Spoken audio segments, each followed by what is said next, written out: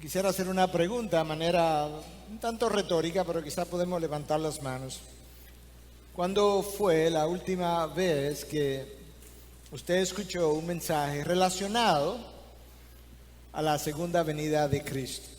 No donde se mencionara tangencialmente, sino donde el mensaje fuera directamente relacionado a su segunda venida. En el último año, si alguien ha escuchado un mensaje de esa naturaleza. Ok, algunos. En los últimos 2 años. En los últimos 3 años. Ok, yo creo que yo hice mi ejercicio. No pasaron de 4 o 5 las manos que la levantaron. Y la razón por la que hice la pregunta, porque esta es la realidad de la iglesia en los últimos, no de esta iglesia, es la realidad de la iglesia de Cristo en general. En los últimos 20 años. No era la realidad en la década de los 70 y de los 80, donde muchos de los mensajes tenían que ver justamente con su segunda venida. Y si bien es cierto que no queremos especular acerca de día y año y fecha y formas en este momento, no es menos cierto que es uno de los elementos centrales de la palabra de Dios, porque el próximo evento a cumplirse en el calendario de la iglesia es su venida. En la mañana de hoy yo quiero que reflexionemos acerca de el carácter de aquel que espera. Es un tema que yo compartí recientemente en otra iglesia de nuestra ciudad capital, pero yo creo que es un tema vital para la vida del creyente. Es una de las motivaciones que Dios da en su palabra para la vida de santidad. El hecho de saber que Cristo regresa. Y la realidad y la manera como Él describe su regreso en la palabra de Dios son razones para nosotros vivir de una manera distinta. Y con eso yo quiero invitarlos a que podamos abrir la palabra de Dios. La segunda carta de Pedro, capítulo 3, yo voy a leer del versículo 1 al versículo 14, pero me voy a concentrar en los versículos del 10 al 14.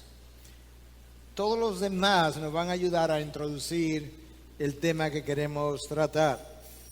Pedro comienza escribiendo y dice: amados, esta es ya la segunda carta que os escribo, en las cuales como recordatorio despierto en vosotros vuestro sincero entendimiento, para que recordéis las palabras dichas de antemano por los santos profetas y el mandamiento del Señor y Salvador declarado por vuestros apóstoles. Ante todo saber esto, que en los últimos días vendrán burladores con sus sarcasmos, siguiendo sus propias pasiones y diciendo: ¿dónde está la promesa de su venida? Porque desde que los padres durmieron, todo continúa tal como estaba desde el principio de la creación. Pues cuando dicen esto, no se dan cuenta de que los cielos existían desde hace mucho tiempo, y también la tierra, surgida del agua y establecido entre las aguas por la palabra de Dios. Por lo cual el mundo de entonces fue destruido, siendo inundado con agua.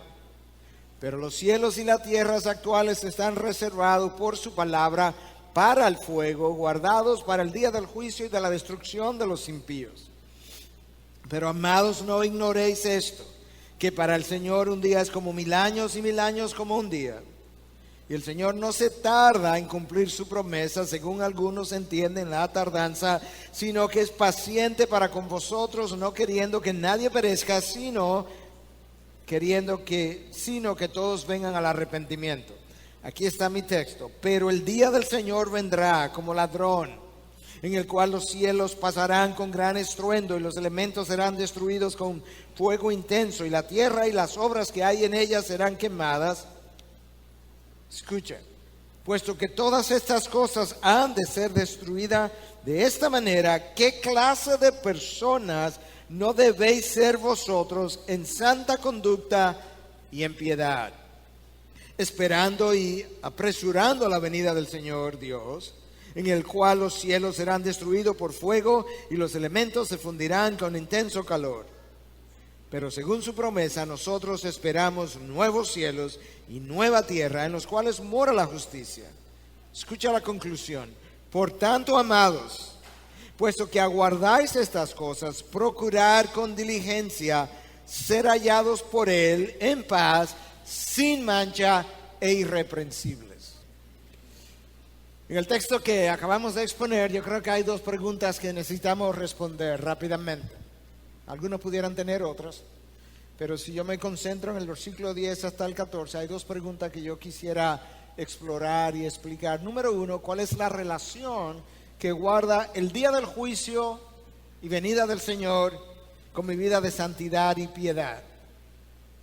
Y número dos, ¿hay una diferencia o cuál es la diferencia entre la santidad y la piedad? Porque Pedro me llama a hacer ambas cosas. ¿O no hay ninguna diferencia? Y con eso entonces yo quisiera que comenzáramos la exposición y la respuesta a esas dos preguntas a partir del mismo texto que acabamos de leer. Cuando leemos un texto, si hay algo que nos ayuda a entender por qué se escribieron estas palabras, es conocer un poco del trasfondo histórico, cultural del momento. Esta carta tradicionalmente ha sido aceptada como escrita por el apóstol Pedro, aunque en el siglo pasado, siglo XX que concluyó, algunos comenzaron a cuestionar y a postular la posibilidad de que esta carta haya sido escrita por Judas y no por Pedro. Y en parte porque parece ser que Pedro, al escribir esta carta, tomó parte de su inspiración en algunas de las cosas que Judas dice.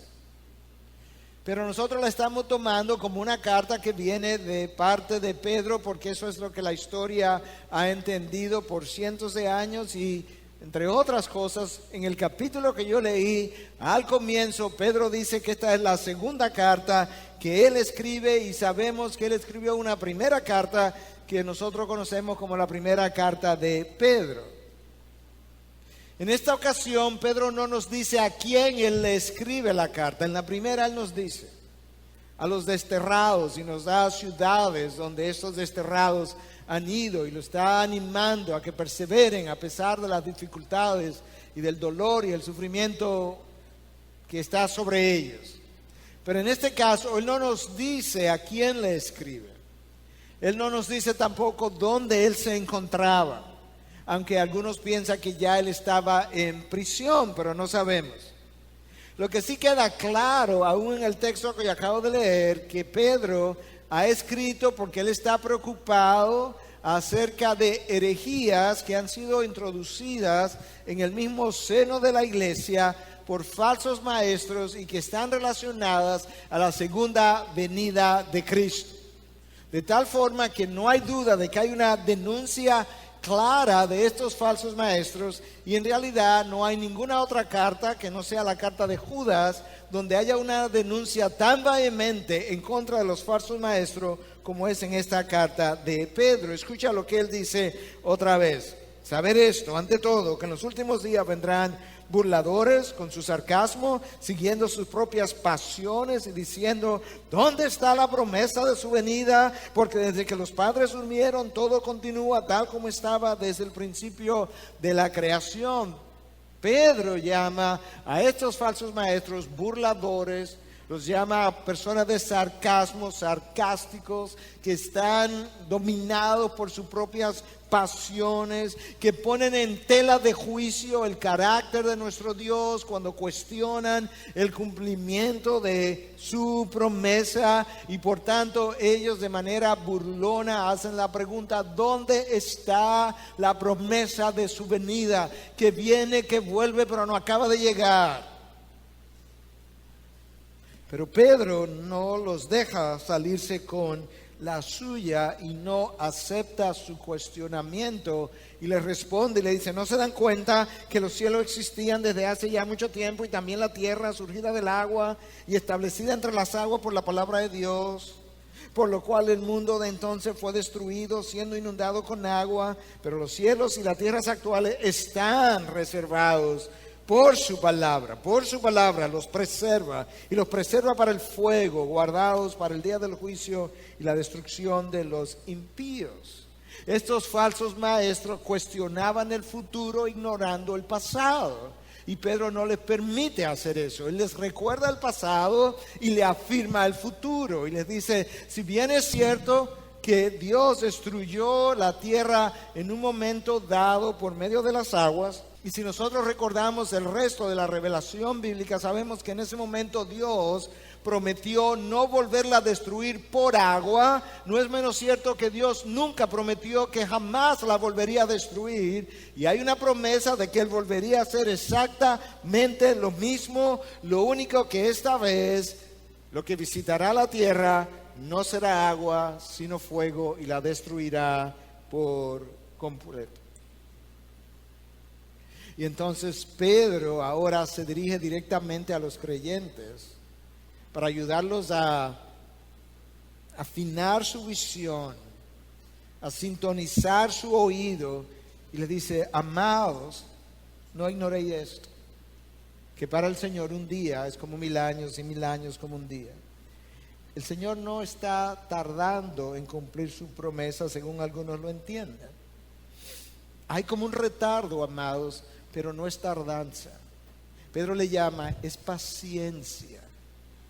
El Señor es paciente, no queriendo que ninguno perezca, sino que todos vengan al arrepentimiento. En otras palabras, amados, hay un retraso relativo para nosotros que vivimos 70 u 80 años y nos parecen 1000 años o 2000 años, toda una eternidad. Pero yo quiero recordarles que para nuestro Dios, que vive fuera del tiempo y fuera del espacio, 1000 años es como un día, y un día es como 1000 años. De tal forma que en el calendario de nuestro Dios no hay un tal retraso, no hay un tiempo tan largo que haya transcurrido. Eso es para nosotros que vivimos de una manera tan corta, pero tienen que recalibrar su pensamiento y saber que la aparente tardanza de nuestro Dios realmente se llama paciencia para con los impíos, porque Él todavía está llamando al arrepentimiento a aquellos que Él ha elegido desde toda la eternidad, y en la espera, entonces Él no ha regresado todavía. Él no ha visitado su juicio, porque la misericordia de su carácter está reteniendo la justicia de su carácter. De tal forma que yo pueda adquirir una idea balanceada de quién Dios es. Dios es un Dios justo, y por tanto esta visitación ha de cumplirse. Dios es un Dios fiel y por tanto no fallará sus promesas. Pero Dios, cuando es justo y fiel, no deja de ser misericordia, y en su misericordia Él está retrasando de manera relativa su regreso con una intencionalidad importante. Esa es la explicación de Pedro a la burla de los falsos maestros y al cuestionamiento de los mismos. Y entonces, y aquí es donde comienza realmente la exposición del texto, yo quiero traer delante de ustedes, el versículo 10, él comienza a explicar algunas de las cosas que yo quisiera que razonáramos juntos unos con otros. Y él comienza diciendo, el día del Señor, que es una frase equivalente en otros pasajes al día de la ira del Señor. Eso es una frase que aparece 24 veces en la revelación de Dios, 20 en el Antiguo Testamento, 4 veces en el Nuevo Testamento, y con esa repetición frecuente Dios nos está recordando lo importante que ese día de su visitación es, lo certero, la certidumbre de ese día, y le está llamando el día del Señor, no el día del hombre, es el día del Señor, el día en que Él ha de visitar a sus elegidos y recompensarlo conforme a sus promesas, y es el día del Señor en que Él ha de visitar a los impíos y recompensarlos también por su rechazo, el día en que Él juzgará las acciones de los hombres. Es un día desconocido para el hombre, pero no desconocido para Dios. Es un día que jamás será olvidado, ni por los redimidos ni por los impíos. Los redimidos recibirán su recompensa y lo recordarán para el resto de la eternidad, y los impíos lo recordarán porque será el día más funesto, más oscuro, más doloroso, de mayor desesperanza en toda su existencia, habiendo entrado a una eternidad sin fin y sin esperanza. En ese día Dios pagará a los hombres. En ese día Pablo les recuerda a los corintios y le dice que todos compareceremos ante el tribunal de Cristo para rendir cuentas, todos, de todo cuanto hayamos hecho, sea bueno, sea malo. 2 Corintios 5:10. No importa cuán bueno, no importa cuán malo, yo tengo que rendir cuenta a nuestro Dios. Y Pedro está recordando a estos falsos maestros. Ciertamente él no ha llegado, pero a manera de comparación, el hecho de que una mujer no haya dado a luz al 8º mes no implica que el embarazo no va a terminar. El niño está ahí a punto de llegar, y de esa misma manera el Hijo de Dios está ahí a punto de regresar. ¿Cuándo? No sé. ¿Cómo? Tampoco. El día y la hora le pertenece a nuestro Dios, pero la realidad es que el mundo está embarazado y la gestancia ha ido avanzando. Y Pedro dice, el día del Señor, hablamos de esa frase, vendrá como un estruendo. La palabra ahí en el original es una palabra poco común, implica como el sonido de una flecha que va viajando a toda velocidad en el aire,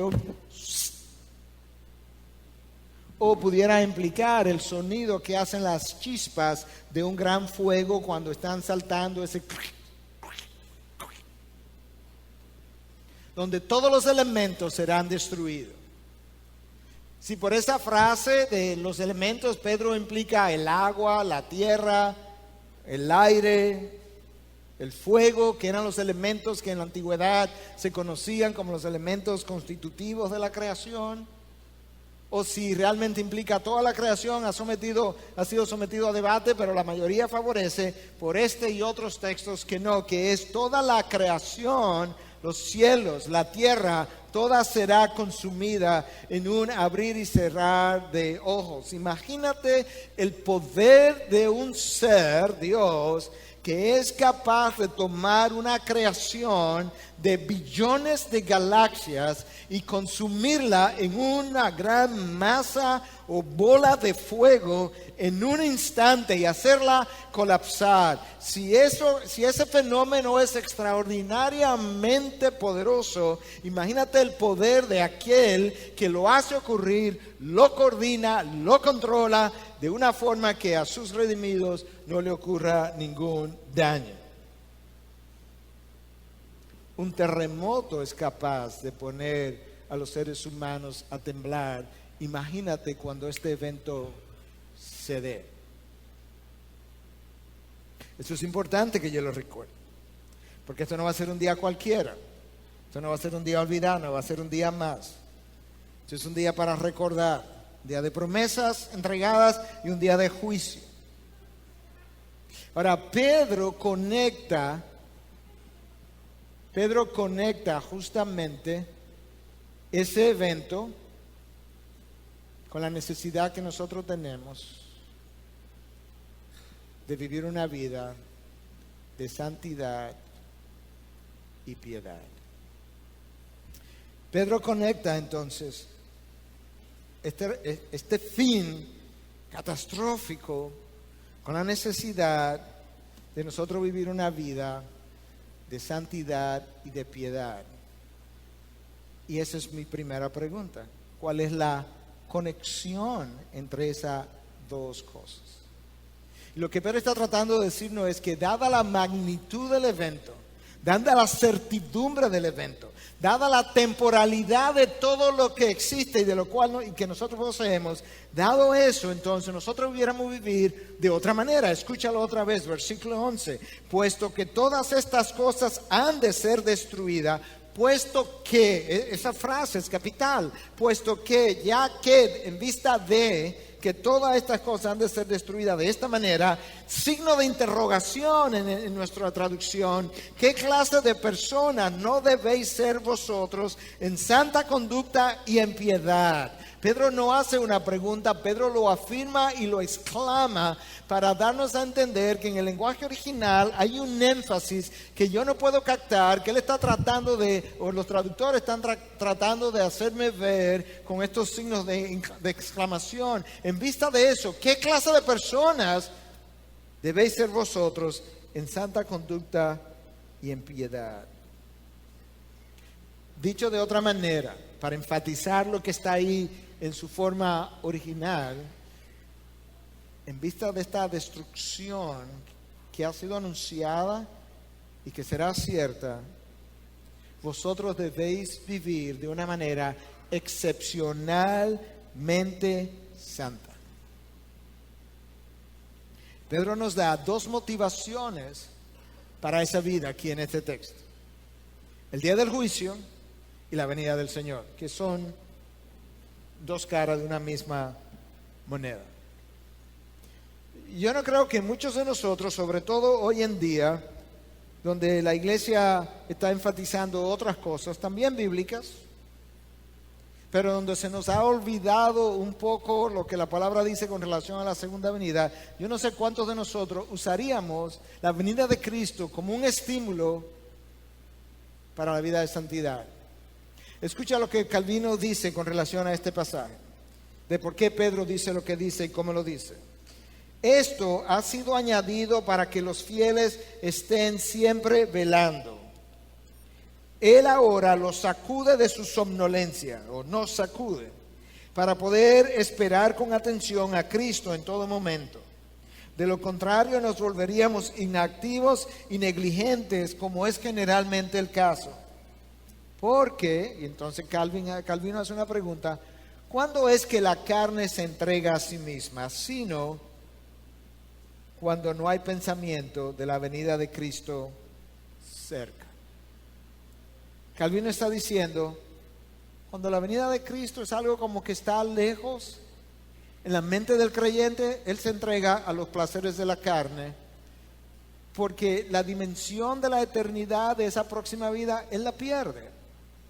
Y él comienza a adquirir una dimensión de la vida del aquí y del ahora. Y él comienza a vivir para esta época y no para la vida venidera. Y una de las cosas que yo quisiera mencionar en esta mañana es que, dada la mente entenebrecida del hombre, dada la poca iluminación de su sabiduría o la limitación de su sabiduría, dada los deseos de la carne de ese hombre, dadas las distracciones frecuentes, numerosas del mundo que seducen nuestra mente y nuestro corazón, dado todo eso, Dios entiende, y así lo revela en su palabra, que tú y yo necesitamos diferentes motivadores o motivaciones para la vida de santidad, y Él lo plasma a lo largo de su palabra. De hecho, Pedro no es el único que usa la venida de Cristo como una motivación para mi vida de santidad. Pablo hace exactamente lo mismo cuando le escribe a Tito en el texto que ya fue leído más tempranamente. Versículo 11 al 13. Porque la gracia de Dios se ha manifestado trayendo salvación a todos los hombres, enseñándonos, escucha, que negando la impiedad y los deseos mundanos, vivamos en este mundo. ¿Cómo tú quieres que vivamos, Pablo? Sobria, justa y piadosamente. ¿Por qué tú quieres que yo viva de esa manera? ¿Cuál es la razón o el incentivo? Próximo versículo. Aguardando la esperanza bienaventurada y la manifestación de la gloria de nuestro gran Dios y Salvador Cristo Jesús. En el versículo 11, Él nos habla de la gracia de Dios que nos ha salvado. En el versículo 12, Él nos habla de la gracia de Dios que nos enseña a negar toda impiedad y los deseos mundanos. Algo que yo tengo que hacer. Habiendo recibido la gracia de Dios, yo tengo que negarme a los deseos mundanos de la carne.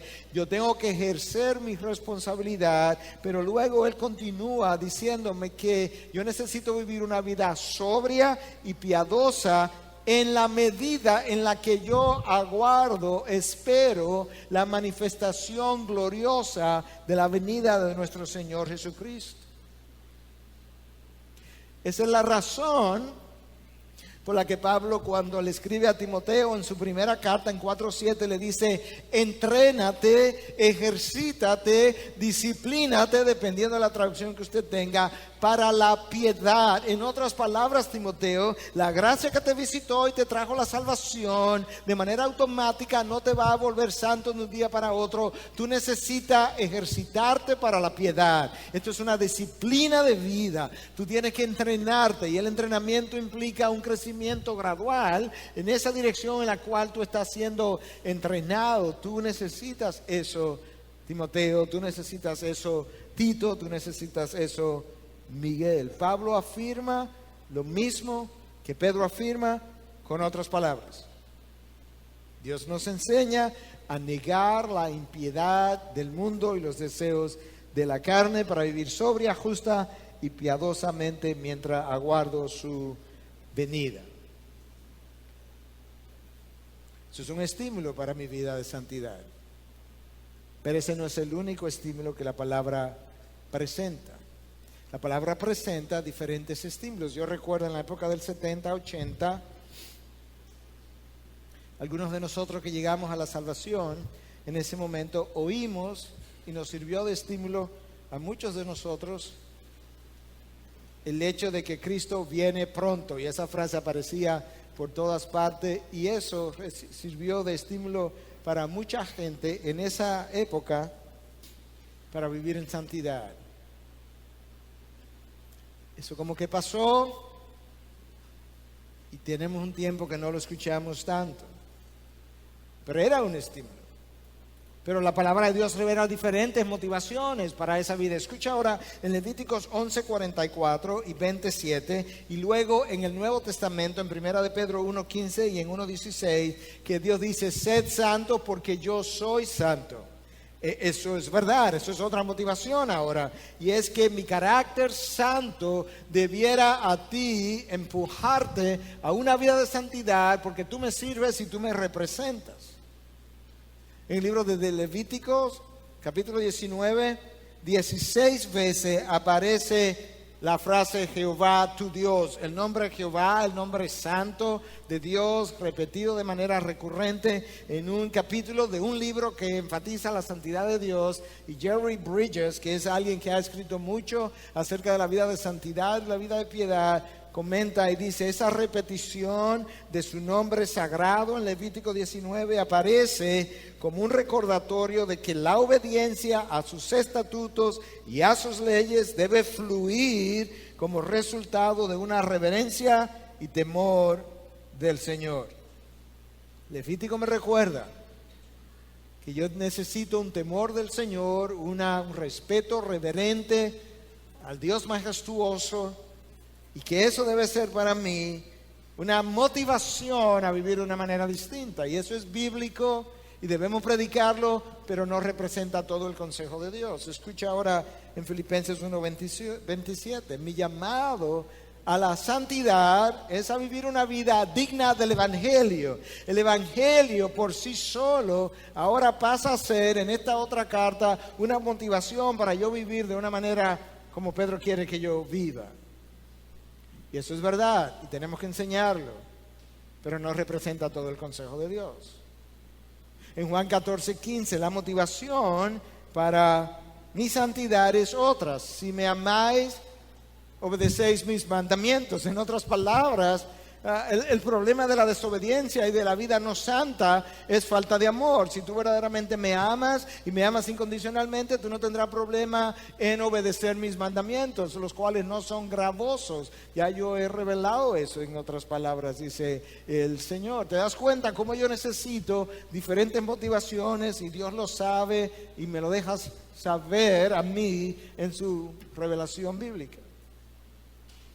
Cuando yo llego al libro de Hebreos ahora, capítulo 12, escucha lo que el autor de Hebreos hace, porque él va a concordar con Pedro, va a estar de acuerdo. Él dice, su voz hizo temblar entonces la tierra, versículo 26, pero ahora él ha prometido diciendo, aún una vez más, yo haré temblar no solo la tierra, sino también el cielo. Y esta expresión, aún una vez más, indica la remoción de las cosas movibles como las cosas creadas, a fin de que permanezcan las cosas que son inconmovibles. Él está hablando del día del Señor, pero no ha terminado. Por lo cual, debido a el día del Señor, donde Él va a remover las cosas que están para dejar las cosas que no son movibles, por lo cual entonces, puesto que recibimos un reino que es inconmovible, demostremos gratitud, escucha ahora, mediante la cual ofrezcamos a Dios un servicio aceptable con temor y reverencia. Ahí está mi vida de santidad. Por tanto, en vista de ese evento, tú tienes que ofrecer a Dios un sacrificio, y eso no es un cordero, aceptable a Dios, es una vida de sacrificio, aceptable a Dios, con temor y reverencia. Autor de Hebreos, no sabemos quién fue. ¿Por qué tú quieres que yo haga eso? Versículo 29, porque nuestro Dios es un fuego consumidor. El mismo autor que me invita a venir al trono de la gracia con confianza es el autor que me recuerda que cuando tú te acercas al trono de la gracia, te acercas al trono de un Dios que es un fuego consumidor. Yo necesito mantener en balance continuamente los atributos de Dios para yo no volver barata su gracia y para yo no pensar en un Dios que es puramente un juez en un trono. Ofrezcamos a Dios una adoración, un sacrificio aceptable. Eso habla de mi vida de piedad, pero me habla de mi vida de piedad en el contexto de que Dios una vez más, es la frase, una vez más removerá no solamente la tierra, removerá los cielos. Y me dice eso también de la vida de piedad en el contexto de que nuestro Dios es un fuego consumidor. La otra manera como la venida del Señor actúa como una motivación para la vida de piedad es que si todo esto que está a nuestro alrededor, si todo esto que queremos acumular, si todo esto que queremos tener, si todas estas cosas que queremos lucir van a ser consumidas por fuego, ¿cuál es nuestra motivación para tenerlas? ¿Cuál es la motivación para acumular cosas donde la polilla y la herrumbre destruyen y corrompen aquello que acumulo? Y algunos pudieran decir, un momento, pastor, la polilla, yo uso caoba, que no se la come la polilla, y yo uso oro, que no se corrompe. Está bien, no te lo van a corromper ni te lo van a comer las polillas, te lo van a quemar en ese día final. Y entonces, ¿qué vas a hacer? ¿Qué vas a hacer con cosas temporales en un reino eterno? ¿Qué vas a hacer luciendo cosas para el aquí y el ahora en una vida de eternidad? ¿A dónde las vas a colocar? Pedro está usando una motivación que ha sido grandemente ignorada por la iglesia en general. Y entonces nos llama, para venir a mi segunda pregunta, a vivir una vida santa y piadosa. ¿Y cuál es la diferencia? Esas son dos cualidades que están unidas de manera indivisible, no las puedes separar, pero no son iguales. Es como una moneda con dos caras. No puedes separar una cara de la otra, pero una cara no es la otra. La santidad tiene que ver con el carácter moral del creyente que Cristo ha ido cultivando en él. Tiene que ver con la imagen de Cristo que se ha ido formando en él. Y la piedad se construye sobre la santidad. Pero como algunos han señalado, la piedad tiene un elemento que lo marca de manera especial. Y es una devoción especial a Dios. La piedad es devoción en acción. Y hay una diferencia. Cuando tú miras cuando tú lees el libro del Génesis, yo no sé cuántos de ustedes disfrutan el Antiguo Testamento tanto como yo lo disfruto, pero cuando tú miras el Antiguo Testamento y te vas al libro del Génesis y tú comienzas a leer en el principio, tú comienzas a leer de esta generación y la próxima, llega un momento que tú llegas al nombre de Enoc. Y antes de Enoc hay 6 nombres anteriores y dice: fulano de tal vivió tantos años y murió, y fulano vivió tantos años y murió, y fulano vivió tantos años y murió. Y luego tú llegas al nombre Enoc y dice: y Enoc caminó con Dios y Dios se lo llevó. No dice Enoc vivió tantos años como dice de los demás y Dios se lo llevó. Dice Enoc caminó con Dios y Dios se lo llevó. Entonces tú sigues avanzando en la revelación de Dios. Dice: ok, ¿qué más yo puedo encontrar acerca de Enoc? Y tú llegas entonces al Nuevo Testamento y llega al libro de Hebreos, y luego llega al capítulo 11 del libro de Hebreos, donde está el Salón de la Fama de la Fe, y ahí aparece Enoc otra vez. Y yo quiero saber lo que el autor de Hebreos dice de Enoc, para saber qué fue lo que él hizo cuando caminó con Dios. Y el autor dice: y Enoc agradó a Dios. No cada creyente vive una vida que agrada a Dios continuamente. Muchas veces Dios vive más bien disciplinando a su hijo, como el hijo que siempre sigue siendo hijo, pero que continuamente vive bajo disciplina para poderlo mantener en la casa de sus padres. El mismo Jerry Bridges dice, él escribió un libro que se llama En Busca, creo que no está traducido al español todavía, The Pursuit of Godliness. Él tiene La Búsqueda de la Santidad o En Pos de la Santidad, está en español, pero él tiene una secuela a ese libro, ya tiene años de publicado, que sería The Pursuit of Godliness, diferenciando ambas cosas, santidad y piedad. Y entonces en ese libro de la piedad, él dice que él ha conocido a muchos cristianos en Estados Unidos y fuera de Estados Unidos, talentosos, entregados, pero ha conocido mucho menos cristianos piadosos. La falta de piedad es un mal que ha plagado la iglesia desde el primer siglo. Eso no es nuevo. A los corintios hubo que llamarle la atención por su falta de piedad. Los gálatas no podían tener una vida de piedad cuando querían vivir por las obras. Aquellos que recibieron la epístola a los hebreos, el autor le dice: ustedes todavía están en necesidad de leche. En vez de consumir el alimento sólido, en vez de ser maestros, todavía hay que enseñar las cosas elementales. Entonces la piedad es la práctica de la santidad. Escucha, la piedad es la práctica de la santidad motivada por 3 cosas: el temor del Señor, el amor por el Señor y el anhelo por el Señor.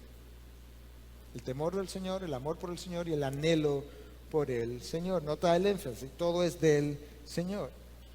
El temor del Señor no es el miedo de alguien que se está relacionando a un enemigo, no, es ese respeto reverente a la santidad y majestad y gloria de un Dios que cuando ha hecho su aparición ha producido reacciones de ese tipo. Y cuando tú llegas, porque en el Nuevo Testamento a veces pensamos que es un Dios distinto, cuando tú llegas a Apocalipsis, capítulo 15, donde Dios ya está cerrando su revelación y está cerrando los tiempos, escucha lo que el autor dice en el capítulo 15: grandes y maravillosas son tus obras, oh Señor Dios Todopoderoso. Justos y verdaderos son tus caminos, oh Rey de las naciones, oh Señor. ¿Quién no temerá y glorificará tu nombre?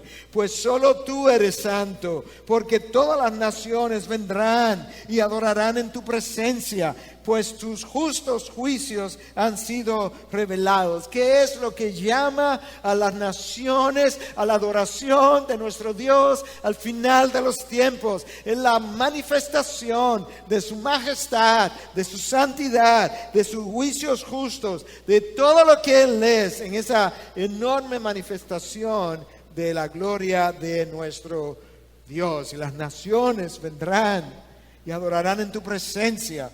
¿Por qué? Pues tus justos juicios han sido revelados. Oh Señor, ¿quién no temerá y glorificará tu nombre? La piedad es la santidad en acción, motivada por tres cosas: el temor a nuestro Dios, el amor a nuestro Dios. Y ese amor a nuestro Dios nos lleva a adorarle. John Murray, el fundador del Westminster Theological Seminary, o Seminario Teológico de Westminster, dice: lo que adoramos o a quién adoramos determina nuestra conducta. A quién adoramos determina nuestra conducta. En la medida en que yo veo a ese Dios majestuoso, y eso es exactamente lo que Pedro está tratando de ayudarnos a entender. Si yo puedo entender que este Dios está consumiendo toda la creación en una bola de fuego, por una creación que Él hizo, por una sola razón: el pecado permeó mi creación, arruinó mi creación, corrompió mi creación, y debido a ese solo elemento yo la voy a destruir por completo. Si yo puedo entender eso, ese Dios a quien yo acabo de ver de esa manera me va a llevar a adorarlo de una forma distinta, porque lo que adoramos o a quien adoramos determina mi conducta, y cuando yo lo adoro de una manera distinta, yo voy a vivir de una manera distinta. ¿Te das cuenta qué es lo que Dios está tratando de ayudarnos a entender? La destrucción de que Pedro nos habla está motivada por un mundo en decadencia, un mundo corrompido, motivada por el temor del Señor, el amor del Señor. Y alguien pudiera preguntar: ¿y dónde usted ve el amor del Señor ahí como motivación en el texto que usted leyó? Bueno, vete al paso, versículo 13: pero según su promesa nosotros esperamos nuevos cielos y nueva tierra. Si los impíos esperan fuego y destrucción y condenación eterna, pero los redimidos de Dios esperan nuevos cielos y nueva tierra, eso es una expresión extraordinaria del amor de Dios por nosotros, y debiera llevarnos a nosotros a responder también de una manera extraordinaria con un amor por nuestro Dios, por la forma especial como Él nos trata. En vista de que estas cosas han de ocurrir, dice Pedro, ¿qué clase de personas debíais de ser, viviendo en santa conducta y en piedad? En vista de que vosotros esperáis un nuevo cielo y una nueva tierra, ¿qué clase de personas debíais ser en respuesta al amor de nuestro Dios, el vivir de una manera más correspondiente con el amor que Él nos ha manifestado? Como el tiempo ha ido pasando, tengo que avanzar, pero el tercer elemento de la devoción a Dios, que es el tercer elemento que motiva mi devoción a Dios: el anhelo por el Señor, el anhelo por su presencia, el anhelo por su regreso. Escucha como Pedro lo dice ahora al final del texto: por tanto, amados, puesto que aguardáis estas cosas, procurad con diligencia ser hallados por Él en paz, sin mancha e irreprensibles. Sin mancha e irreprensibles. ¿Por qué? Puesto que aguardáis estas cosas. La palabra ahí aguardáis expresa a alguien que espera con anhelo, con vehemencia, con paciencia y con pasión. De tal manera que mi espera produce un anhelo en mí para que acabe de llegar, y entonces en vista de ese anhelo por verle, Pedro dice, debíais vivir sin mancha e irreprensible, procurar con diligencia. Yo necesito intencionalmente hacer esto, procurar con diligencia ser hallado por Él en paz, sin mancha e irreprensible. La piedad, la santidad debe ser un distintivo claro del creyente, y debe ser una de las cosas que nos separan de los falsos maestros. Pastor, pero ahí dice sin mancha, irreprensible. Nadie puede vivir de esa manera. Bueno, delante de Dios, tú y yo siempre seremos reprensibles. No hay nadie sin pecado delante de Dios. Pero hermanos, no nos llevemos la idea con eso que frecuentemente se ha propagado últimamente, de que nosotros no podemos vivir vidas santas como Dios nos manda a llamar. Tú tienes en la Biblia gente como Job, que fueron llamados por Dios piadosos e intachables. Tú tienes gente en la palabra de Dios como Daniel, que han sido llamados por Dios irreprensibles, con un espíritu extraordinario, donde 120 hombres le cayeron atrás para encontrar faltas en su vida, y la única falta que pudieron encontrar fue que Daniel ora demasiado, ora 3 veces al día, se arrodilla ante su Dios y no le importa lo que los otros digan. ¿Te imaginas que nosotros tengamos 120 inspectores atrás de nosotros, enemigos míos, listos a levantar calumnias, y que después de un tiempo regresen y digan: este hombre es un problema, porque ni calumnia le podemos levantar? El único problema que él tiene es que él ora 3 veces al día al Dios de él. ¿Te imaginas eso? Él fue un mortal, pecador, en necesidad de arrepentimiento y de salvación, reprensible ante Dios, pero vivió de una manera que los hombres no podían tacharlo, con lo cual entonces él glorificaba al Dios que lo había capacitado para vivir de esa manera. Escucha lo que Juan dice en su primera carta, capítulo 3, versículos 2 y 3. Amados, ahora somos hijos de Dios, y aún no se ha manifestado lo que habremos de ser.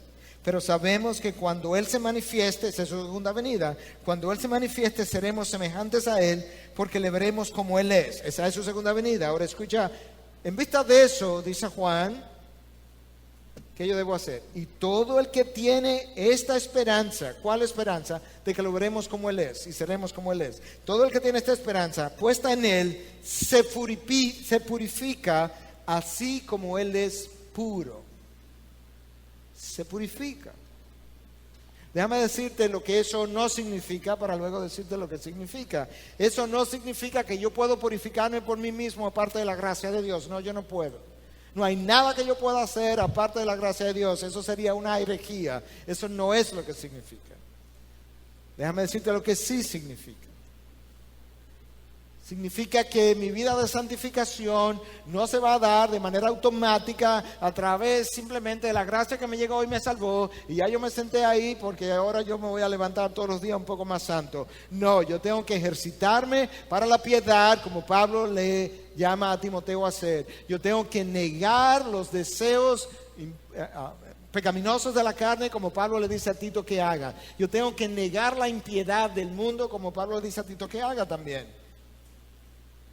Todo el que tiene esta esperanza puesta en Él se purifica como Él es puro. Como Él es puro y yo le sirvo y yo le represento, yo necesito seguir santificándome. Y eso está dicho en el contexto de su segunda venida una vez más. Parte de la motivación o la motivación de este mensaje es que en vista de su segunda venida tú y yo podamos vivir vidas extremadamente santas. Eso es lo que el texto está tratando de ayudarnos a entender. Yo tengo que poner a un lado el hombre viejo. Y yo tengo que vivir de manera santa y piadosa. Y la piedad está caracterizada por devoción. La devoción, déjame decirte lo que es la devoción, de una manera práctica, para que no salga de este lugar pensando, yo todavía no sé lo que es vivir con devoción. William Law lo escribió de esta manera. La devoción es una vida entregada a Dios. Un hombre devoto o piadoso no vive para hacer su voluntad, no vive de acuerdo al espíritu del mundo, sino que ese hombre vive solamente para la voluntad de Dios. Ese hombre es aquel que considera a Dios en todas las cosas, que le sirve a Dios en todas las cosas. Es aquel que convierte todas las partes de su vida común en parte de su piedad. Todas las partes de su vida común Él la convierte en parte de su piedad. Y al hacerlo todo en nombre de Dios, y lo hace todo en nombre de Dios y bajo sus ordenanzas, en la medida en que éstas se conforman a su gloria. Todas las cosas. No hay una sola parte de su vida que no se conforme a la gloria de Dios y a la devoción de su Dios. La piedad permea toda la vida del hombre, desde sus pensamientos hasta sus redes sociales. En ocasiones yo he tenido que sentarme con creyentes y decirle, hermano, hermanas, esto está en tu Facebook. Esto es público. ¿Tú crees que esto es motivo de orgullo? Tengo miedo de lo que quizás puedas hacer en privado. Si esto no te hizo pensar dos veces antes de publicarlo, porque lo que publica es algo de lo cual tú te sientes orgulloso. Quiero mostrarlo al mundo para que lo vea, para que le sirva de incentivo a otros y lo repitan y lo hagan y me copien, porque los otros saben que yo soy cristiano y esto es algo digno de imitar.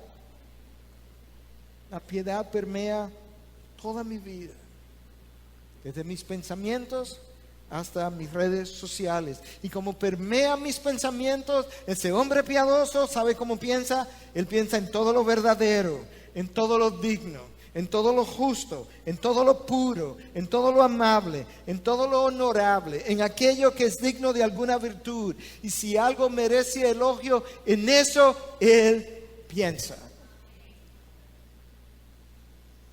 La piedad permea sus pensamientos. La piedad permea sus redes sociales. El tiempo se nos ha agotado. Y cierro con una ilustración del pasado, de la historia norteamericana, que nos ayuda a entender cómo vivo entonces entre su primera venida y su segunda venida, que es exactamente donde nosotros estamos.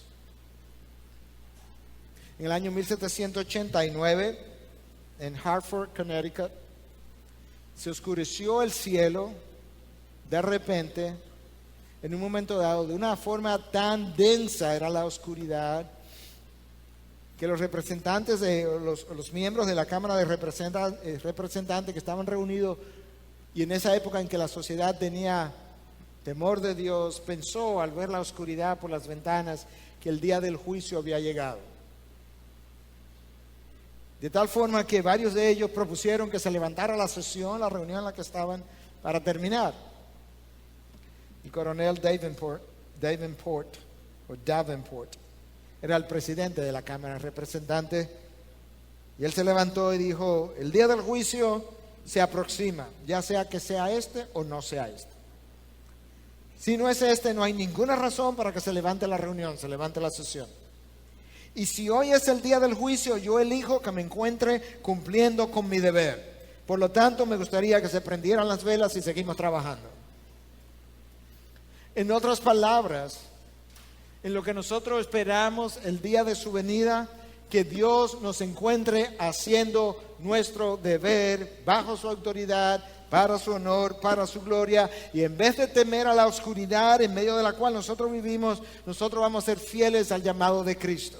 En vez de temer a la oscuridad, nosotros vamos a hacer las velas prendidas que el coronel pedía para iluminar la oscuridad del salón. Nosotros seremos las velas prendidas que van a iluminar la sociedad en medio de una generación perversa y torcida, y vamos a brillar como luminares, como Pablo nos manda a los filipenses. Y nosotros vamos a dejar a un lado el placer del aquí y de la ahora, y vamos a vivir con la vista, con la mente puesta en las cosas de arriba, en las cosas que no se ven, en las cosas prometidas por nuestro Dios, de tal forma que cuando todo sea dicho y hecho, el honor y la gloria y la potestad y la sabiduría y todo lo demás sean a nuestro Dios, porque todo ha sido hecho por Él, para Él, y en Él nosotros vivimos y existimos. A Él sea la gloria por los siglos de los siglos, y su pueblo dice amén.